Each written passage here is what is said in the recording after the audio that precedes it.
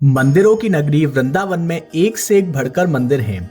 मथुरा वृंदावन को कान्हा की नगरी के नाम से जाना जाता है, इसलिए यहाँ के हर मंदिर से भगवान श्री कृष्ण की लीलाओं और अनंत कहानियों से जुड़े हुए हैं। ऐसा ही एक मंदिर है चटोरे भगवान मदन मोहन का मंदिर। चटोरे मदन मोहन का मंदिर वृंदावन में स्थित है और इस मंदिर का इतिहास बड़ा ही रोचक माना जाता है।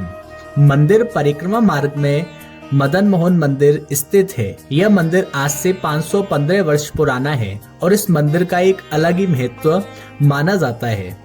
कहा जाता है कि मदन मोहन जी का जन्म यमुना से हुआ था। सुबह के समय मथुरा में एक चौबे की पत्नी हर रोज स्नान के लिए जाया करती थी।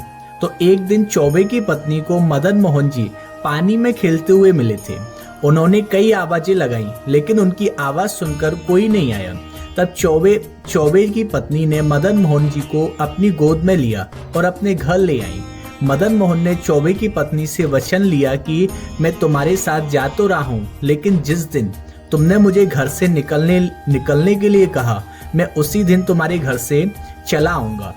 बड़े होकर मदन मोहन ने मथुरा के लोगों को परेशान करना चालू कर दिया। कभी किसी का माखन चुरा लेते तो कभी किसी की मिश्री चुरा देते।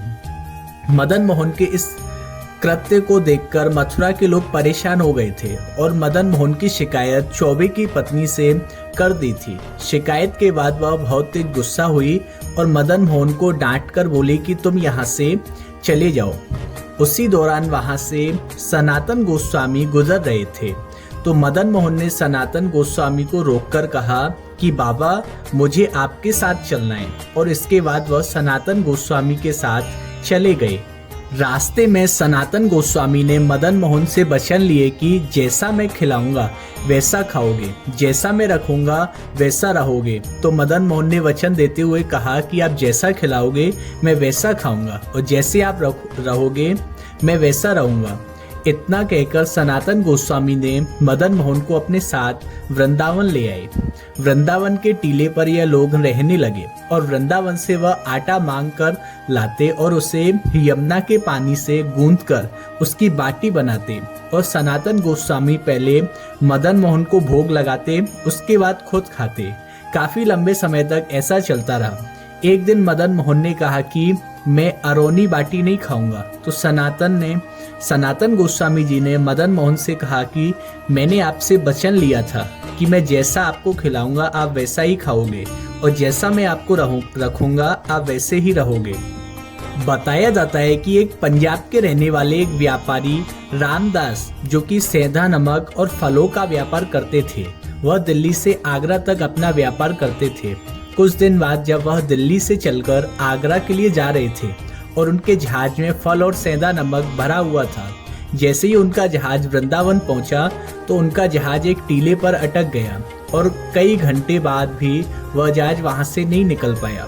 व्यापारी रामदास ने टीले पर एक बच्चे की आवाज सुनी तो व्यापारी जहाज से उतरकर बच्चे के पास आ गए। बच्चे के पास सनातन गोस्वामी बैठे हुए थे और बच्चा यमुना में खेल रहा था। सनातन गोस्वामी ने व्यापारी रामदास ने अपने साथ हुई घटना के बारे में बताया तो सनातन गोस्वामी ने कहा कि आपकी जो समस्या है उसका निदान यमुना में खेल रहे बच्चे के पास है।